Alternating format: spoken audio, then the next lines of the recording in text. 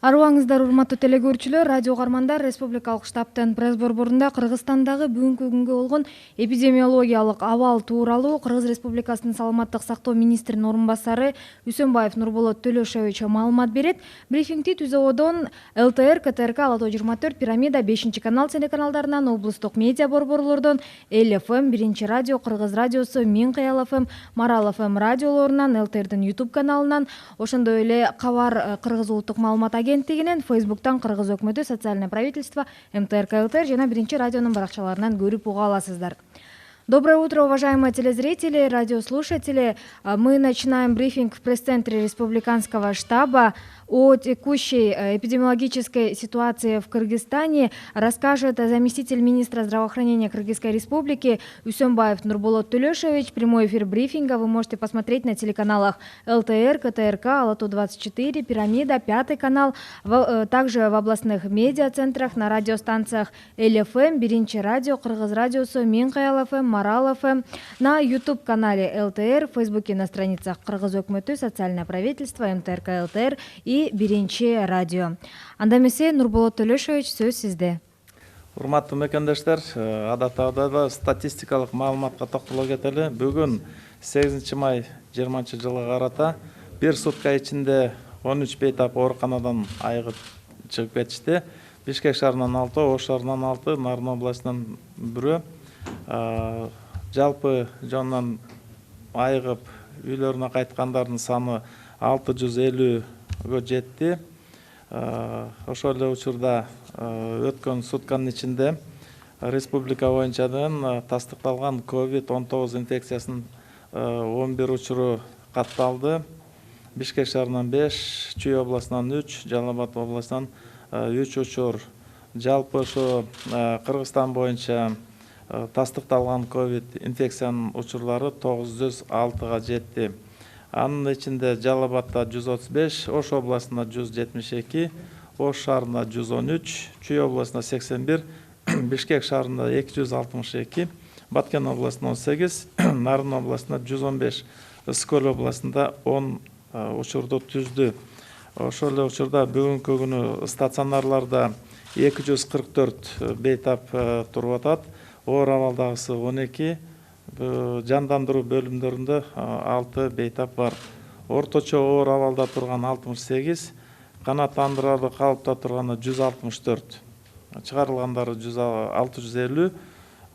Бир суткада изилдөөлөрдүн саны, лабораториялык изилдөөлөрдүн саны 2081-ге жетти. Лабораториялык жактан тастыкталган оорулар менен байланышта болуп, ошол жерде контакт болгон адамдардын саны бүгүн көзөмөлдө 4112 адам болуп атат. Республика боюнча обсервацияда жаткан адамдардын саны бүгүнкү күнү 1250-нү түзүп атат. Анткени деген чет жактан келген мекендештерибиз бүгүнкү күнү текшерүүдө болуп, обсервацияда кармалып, бүгүнкү күнү лаборатория жолдору менен текшерилип мына турган убактысы.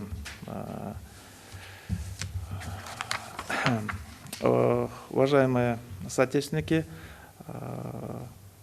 статистическая информация на 8 мая текущего года.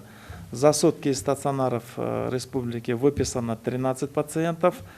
Всего за время неблагополучия выписано с выздоровлением по стране 650 пациентов. В то же время за прошедшие сутки по республике зарегистрировано новых 11 подтвержденных случаев COVID-19. Таким образом, в республике зарегистрировано 906 подтвержденных случаев, из которых в Джалабадской области 135, напомню, в Ошской области 172, в городе Ош 113, в Чуйской области 81, в Бишкеке 262, в Баткенской области 18, в Нарынской области 115, в Иссыкульской области 10. На сегодня в стационарах находятся 244 пациента, в тяжелом состоянии 12, из которых в реанимации находится 6 пациентов больных. В средней тяжести 68 случаев, в удовлетворительном состоянии находится 164 пациента. За сутки проведено 2081 лабораторных исследований. из которых вот в 11 случаях были найдены положительные результаты. Количество контактных лиц сегодня 4112. Все они находятся под домашним карантином. За ними ведется лабораторный контроль и медицинское наблюдение. На обсервации на сегодня находится 1250 человек. Это связано с тем, что из-за границы к нам приехали наши соотечественники из города Соль-Илецк. Они все находятся сейчас в обсерваторах. За ними идет лабораторное обследование, тестирование идет. И они находятся сегодня под медицинским обследованием. Таким образом, эпидемиологическая ситуация так и остается стабильно напряженной. Все противоэпидемические профилактические мероприятия проводятся. И сегодня я хотел бы остановиться на двух темах дня. За последнюю неделю очень много информации идет касательно синдрома Кавасаки среди детей. Это слизисто-кожный лимфонодулярный синдром, то есть некротизирующий системный васкулит. Это поражение средних и мелких артерий. Проявляется лихорадка, изменениями слизистых оболочек кожи, поражением висцеральных артерий, возможно образование аневризм, тромбозов и разрывов сосудистой стенки. Это вот такое вот определение идет по международной классификации, но поражает, кажется, детей младшего возраста, особо до 5-летнего возраста. Вот эти тревожные сообщения идут из стран Европы, Великобритании, Франции, Бельгии, Италии. И врачи-педиатры бьют уже тревогу, что не связана ли вспышка вот этого синдрома Кавасаки с коронавирусом. Этот синдром известен достаточно давно, с 1967 года. Это уже около 60 лет, наверное. И за последнее время начали выявлять повышенное количество случаев вот этого синдрома среди детей. В то же время при обследовании этих госпитализированных детей выявляется коронавирусная инфекция. И поэтому это тяжелое воспаление сосудов, поэтому возможно проявление вирусной инфекции, возможно, осложняется, и синдром Кавасаки начинает явно проявляться. Поэтому в Китае это не наблюдалось, и вот в Европе вот такая тревога есть. В Кыргызской республике у нас в стране синдрома Кавасаки не наблюдается, и такой вот озабоченности пока у нас не наступает, но все, во всяком случае, наши врачи насторожены, мы будем за этим зорко следить. Еще один такой момент. Сегодня мы получили от ВОЗа последние, так скажем, рекомендации, сообщения. И одна из таких существенных тем сегодняшнего дня – это отношение молодежи к пандемии коронавирусной инфекции. Поскольку эта пандемия привела в замешательство сообщества по всему миру, на сегодня молодые люди мобилизовали свои сети, заняли прочные позиции в первых рядах ответных мер COVID-19. С таким заявлением выступила Всемирная организация здравоохранения. Проводятся вебинары сейчас с участием молодежи со всего света. И мы на сегодня констатируем, что во всем мире молодые люди стали активнее реагировать на COVID. Очень много информации о студентах-медиках, которые привлечены к оказанию помощи и отслеживанию контактов, работе на горячих линиях, в колл-центрах. Многие представители молодежных движений делятся очень вдохновляющими историями о том, как молодые люди помогали своим сообществам разрабатывать технологичные решения такие как разные приложения для поддержки доставки материалов уязвимым людям, создание онлайн-панелей для мониторинга по закрытию университетов, школ по всему миру, связаны с онлайн-обучением, альтернативными учебными ресурсами в нужных областях. Есть описание, когда группы студентов, медиков начинали связываться, общаться, и многие молодые люди имеют беспрецедентный потенциал в качестве сетевых специалистов, усилителей информации. Вот. Вначале не хватало ориентированного на молодежь общения, и это побудило молодежь по всему миру делиться информацией. Благодаря обширным глобальным сетям, цифровым ноу-хау, креативности, и молодежные организации, движения могут быстро выявлять слухи, выявлять общие информационные потребности, распространять точную информацию. Это очень такой позитивный момент, который был в теме Дня Всемирной организации здравоохранения. Но если приступим к вопросам, то... Спасибо, Нурбулат Төлешевич. И первый вопрос. Поступила информация о 4 зараженных сотрудниках Департамента лекарственных средств. Как они заразились? Здесь 5 случаев заражения среди сотрудников Департамента лекарственного обеспечения и медицинской техники Минздрава. Это все взаимосвязаны друг с другом случаи. Там заражение произошло от одного из сотрудников. И сейчас там все противоэпидемические мероприятия проведены, сотрудники под наблюдением, все дезинфекционные мероприятия проведены, и пока сейчас новых случаев последние несколько дней не наблюдается. Спасибо.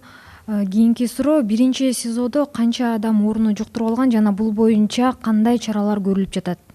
Бүгүнкү күнү ошо СИЗО 1де бир кызматкердин анализи тастыкталып COVID-19 деп карап атабыз. Азыр эпидемиологиялык иликтөөлөр жүрүп атат. Тегеренде лабораториялык дагы тастыктоолор бар. Жыйынтыктары менен кийин маалымат болот. РСК банктын кызматкерлеринин арасында дагы ооруну жуктуруп алгандар тууралуу маалымат тарап жүрөт. Бул чын эле ошондойбу? Эгерде дал болсо, анда канча адам ооруну жуктуруп алган? Бул жерде РСК банктан ошо 2 учуру бар. Бирөөсү Бишкек шаарында, бул да контактлардын арасынан табылып чыгып, ооруп, дарыланып, айыгып чыгып кетти. Экинчи учуру болсо ошо Чаткал районундагы ошол банктын филиалынын кызматкери ооруп калгандыгы тастыкталып, ошол жерден бүгүнкү күнү ооруканада туруп атат. Бул дагы жанакы Чаткалда болгон вспышканын ичинде катышып, ошо контактта болуп, ошол жерден жугузуп алган. Ушул Чаткал боюнча дагы бир суроо бар экен. В Чаткале произошел конфликт между жителями и медработниками. Расскажите о нем. Часто ли жители агрессивно реагируют на медиков, которые берут анализы? Были ли случаи нападения на медиков? Случаев нападения не было. Там был конфликт, который был впоследствии улажен. Это было неприятие тех мероприятий в том объеме, в котором это необходимо было сделать. И когда убедили, что это необходимо сделать, соответственно, данные люди были согласны. Мы провели среди них все исследования, и на сегодня они находятся на лечении. За контактными ведется наблюдение, они под домашним карантином, и лабораторные исследования, поиск контактировавших и установление причинно-следственных связей там продолжается. Специальные группы были созданы, специалисты эпид-направления работают. Кроме того, направлены были специалисты для оказания специализированной медицинской помощи. Работа продолжается. Для прояснения еще один вопрос. Сообщается, что причина нападения на медиков в Чаткале была в том, что медики распространили информацию о положительном тесте на коронавирус у жителя. Действительно ли в отношении медиков возбуждено уголовное дело за разглашение? Как и почему произошло разглашение?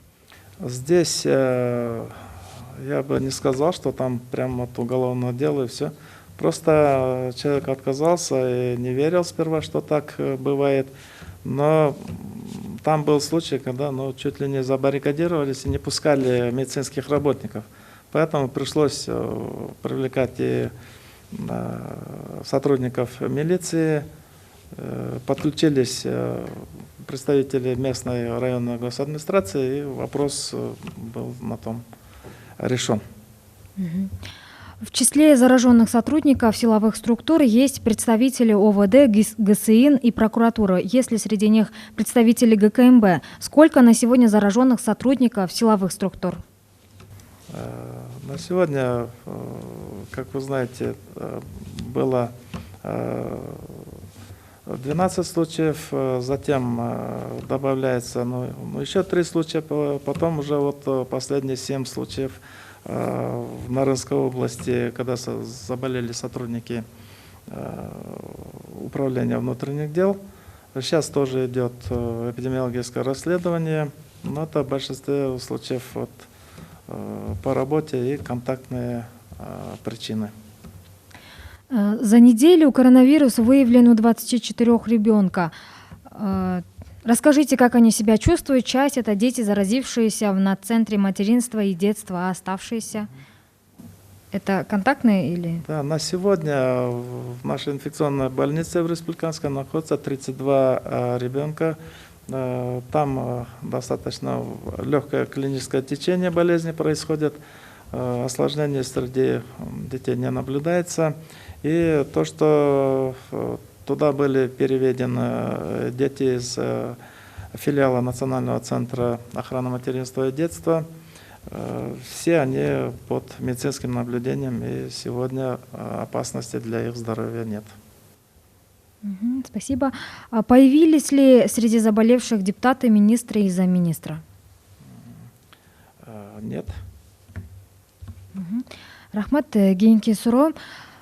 Сиз буга чейин орну жуктуруп алган прокурор оор абалда экенин айттыңыз эле. Анын саламаттыгынын бүгүнкү күнгө карата болгон абалы тууралуу айтып берсеңиз. Бүгүнкү күнү дарыланып жатат. Жанакында бүт дарылоо курсунун баарынан өтүп атат. Канааттандыралык деп айтсак болобу? Стабильный состояние. Бишкек шаарындагы Пишпек районунун тургундары темир жол ооруканасынын базасында обсервация түзүүгө каршы чыгып жатыптыр. Сиздер обсервациянын орундарын эмне үчүн кеңейтип жатасыздар? Анткени мындан дагы көп сандагы орунду жуктуруп алгандарды күтүп жатасыздарбы? Жана мындан башка дагы кайсы жерлерде обсервация ачууну пландадыңыз? Бул маалымат бир аз башкача берилип атат. Анткени деген биз ошол темир жол ооруканасын атайы деген даярдап, ал жерде деген бир 60 койкасына бул шаардын ичинде турган провизордук жанакында жаткызуу муктаждыгы бар. Анткени үйдөн бул коронавирус менен деле контакт болбогон, ооруп калып, ошол жерде жанакындай өпкөнү сезгениши болуп калышы мүмкүн. Же болбосо башка бир кандайдыр бир ар кандай оорулардын белгилери чыкканда биз ошол жерге алып барып, аларга деген мындай медициналык тыкыр көзөмөл кылып, ошол жерден анализдерин тастыктап, толуктап текшерип чыгып, эгерде жанакындай вирус бар боло турган болсо, аны жанакындай атай специализированный биздин инфекционный ооруга жаткызып, калганы андай жок болсо ошол жерден дарылап үйлөрүнө чыгарыш керек маселеси бар болчу. Бүгүнкү күндө ал жерден медициналык кызматкерлер каршы чыкты деп жанакында айтканда ал туура эмес. Анткени ал жерде ооруканада деген толук жанакындай бейгам шарттар түзүлүш керек болчу. Ошон үчүн ал жерден маселелер бар болчу, ремонт талап кылынды. Ал жерде режимдик дагы талаптар бар. Ошого ылайык келбегендиктен бүгүнкү күнү ал оорукана деген толук ремонттон өтүп, жанакындай биз койгон режимдерге даярдыкка чейин жеткизгенге чейин биз башка жакка которуп, бул маселени башка бир оорукананын базасында деген бүгүнкү күнү чечип атабыз. Рахмат. Есть ли случаи, когда медицинские работники решили уволиться после заражения? Мындай учурлар катталган жер жок, анткени сакайып кетип, баары келишип, мына бүгүнкү күндө 224 медициналык кызматкерлерибиз ушу жугузуп алганга дуушар болуп, бүгүнкү күнү деген ушу 60-тай дагы эле дарыланып, бүгүнкү күндө медициналык көзөмөлдө туруп атат. Калгандары болсо чыгып келе жумушка кадимкисиндей ишке кайтып келе башташты. Күнүнө канча ПЦР изилдөө жүргүзүлөт, кимдер тестирлөөдөн өтүп жатат жана алардын арасынан инфекциянын чыккан очокторунун тургундары канча? Бүгүнкү күндө мына 2081 лабораториялык анализ жүргүзүлдү. Бизде республика боюнча ушу 9 лаборатория толугу менен иштеп, ал жерден ошо ПЦР коюла турган 14 аппарат ишке салынган. Ошол жанакы бардык ушул лабораториялардан күндө отчет берилип, атайын жанакындай электронный программа бар, ошол жерге түшүрүп турушат. Биздин кызматкерлер ошону бияктан биз толугу менен анализдеп карап турабыз. Лабораторияларга түшүп аткан нагрузкалар эсептелинет, канча смена менен иштелип аткандары, ошол жерге эмне муктаждыктары бар болуп атканын, тест система болобу же болбосо жанакындай кошумча кетүүчү материалдар болобу, ошонун баарын карап турганга бүгүнкү күнү шарттары түзүлгөн, карап туруп атабыз. Бүгүнкү күндө ушул 70 миңден ашык ушул тастыктоолор жүргөн. Бүгүнкү күндө мына Талас областында да бүгүн эртең менен баштап атайын вирусологиялык лаборатория ошол жерден ачылып, бүгүн буюрса кечке чейин даяр болуп калса, эртеңки күнү мына Талас областындагы жанакындай вирусологиялык изилдөөлөр жүрүп, жакын баягы бияка ташып келип, ушул жерден текшерип жанакы результат берип атканбыз. Бүгүн болсо мына ошол жерге дагы лаборатория жеринден ачып, жанакындай чоң капка деген өтмөктөрдөн өтүп аткан жарандар же болбосо жанакындай айдоочулардын баары ошол текшерүүдөн ошол жеринен текшерилип, ошол жерден жыйынтык алып, кетип аткан маршруту боюнча жөнөй берет. Бул дагы бир топ биздин элдерге жеңилдик болуп калды. Демек, бүгүнкү күнү 2000ден ашык лаборатория иштейт. Кээде туура эместен маалыматтарды берип коюшуп атат. Бул жасалбайт, бул билинбейт, көрүнбөйт дейт. Бул кандай? Бул ачык турган электронный программага бекитилген чоң жумуштар жасалып жатат. Бүгүнкү күнү мына тест системаларын дагы толук камсыздайбыз. Бүгүнкү күнү кимдер текшерүүдөн өтүп атат деген суроого мындай кылат элек. Биз бүгүнкү күнү жанакындай ооруларды бул жанакындай жугузуп алган источниктерди тапкандын аракетиндебиз. Источник инфекция катары жана вирусту алып жүрүүчүлөрдү тапкандан кийин анын тегерегинде жүргөн жанакы байланыштагы контактлардын баарын таап чыгышыбыз керек. Ошол жерлерде жанакындай бир нече категория адамдарда чыгып калат, ошолордун баарына деген ушул изилдөөлөрдү биз жүргүзөбүз. Анткени ошол жана источникти табыш үчүн биз ошо тегеректе лабораториялык тастыктоо менен гана таап чыксак болот. Ошон үчүн мына бүгүн ошого аракет жумшалып атат. Мындан тышкары жанакындай буга тийиштүү тобокелчилик турган топторубуз бар. Мына бүгүнкү күнү Бишкек шаарындагы медицина кызматкерлеринин баарын азыр график менен толук тастыктоодон, тестированиядан өтүп аткан учуру бүгүнкү күнү. График түзүп, ушул оорулар менен иштеп калышы мүмкүн, же болбосо жанакындай экстренный жардам берип аткан биздин кызматкерлер бар. Ошолордун баарын деген азыркы күнү скрининг кылып, ошолордун арасында жанакындай коронавируска чалдыгып калган биздин кызматкерлер жокпу деген чоң изилдөөлөр бар. Мындан тышкары мына күч органдарынын арасында дагы биринекин чыгып калып атат. Буларды дагы мына 200дөн 300дөн кызматкерлерди алып келип ушул жерде текшерүүлөр жүрүп атат. Мунун баары деген жанакындай бекер жасалып аткан изилдөөлөр бардыгы. Бүгүнкү күнү деген жанакындай немеси ошол жанакындай акысы менен жасап результат алганга азырынча пока жете элекпиз. Биз да ошол жанакындай лаборатория Банецкого деп койдук. Частный катары алар бизге жардамга келип, алардын потенциалын ошо бекер изилдөгөнгө деген азыр жумушка салганбыз. Бүгүнкү күнү мына ушул кээ бир категориялардын баарын алып туруп, ошо тезинен ошо скрининг кылып, жанакындай массовый түрдө текшерүү жүрүп аткан учуру. Рахмат, Нурболот Төлөшович, бир тактоочу суроо. Демек, учурда өлкө боюнча 9 лабораторияда күнүнө 2000дей ПЦР изилдөө жүргүзүлөт, туурабы? Да, туура.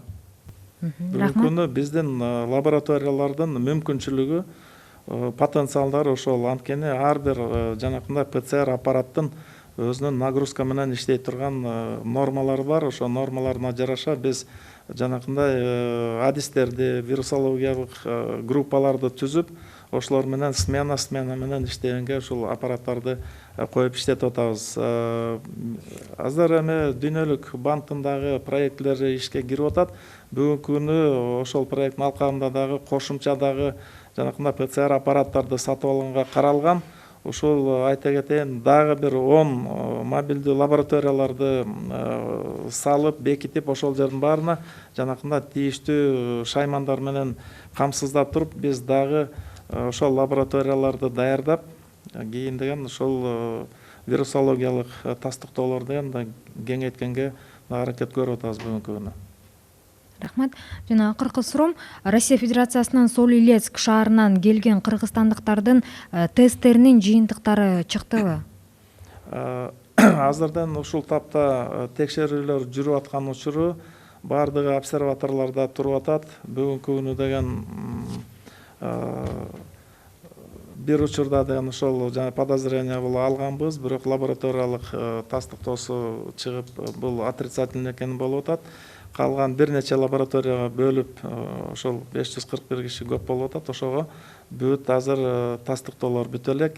Аны деген шаштырып эч ким кубалаган жери жок. Биз өз убагында жасап, тастыктап, баарын текшерип, анкетирование жүрүп, жанакындай иштерди даярдап, ошол көзөмөлгө алганга даяр болчубуз.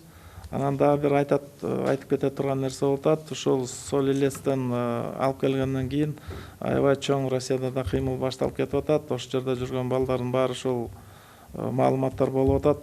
Кайра эле ошо Соль-Илецкке барсак, ошол жерден алып кетет экен. Бирок бир суранып кетер элек, ушу биздин ошо балдарга дагы айтсак, ошол кичине байралып, ошол жерде контакт болбой, кичине тура турса жакшы болот эле. Анткени бизге алып келгенде ошол жанакындай биздин системаларга күч менен иштеп атабыз. Бүгүнкү нагрузка болуп, ошол жак маселеси дагы бар. Байланышып, жанакындай кылып турса, ошол кичине байрала тургандары кичине оңураак болуп атат. Жолдон дагы кандай шарт болот, дагы чогулуп алып, Соль-Илецкте да бир ай, 2 ай жатышса, ал жерде да коркунучтар бар. Бул боюнча дагы маалымат берип, информация таратканга аракет кылып атабыз. Бирок ошонсо да мындай буга бир туура мамиле кылышыбыз керек. Чоң рахмат. Урматтуу телекөрүүчүлөр, радио угармандар, ушуну менен Республикалык штабтын пресс борборунда брифингде жыйынтыктайбыз. Сиздерге Кыргыз Республикасынын саламаттыкты сактоо министринин орун басары Үсөнбаев Нурболот Төлөшович маалымат берди. Брифингди Түз абодон ЛТР, КТРК, Ала Тоо 24, Пирамида, 5-канал телеканалдарынан, облустук медиа борборлордон, эл-ФМ, 1-радио, Кыргыз радиосу, Минкаял ФМ, Марал ФМ радиолорунан, ЛТРдин YouTube каналынан, ошондой эле Кабар Кыргыз улуттук маалымат агенттигинен, Фейсбуктан Кыргыз өкмөтү, Социальное правительство, МТРК жана 1-радионун баракчаларынан көрүп уга алдыңыздар.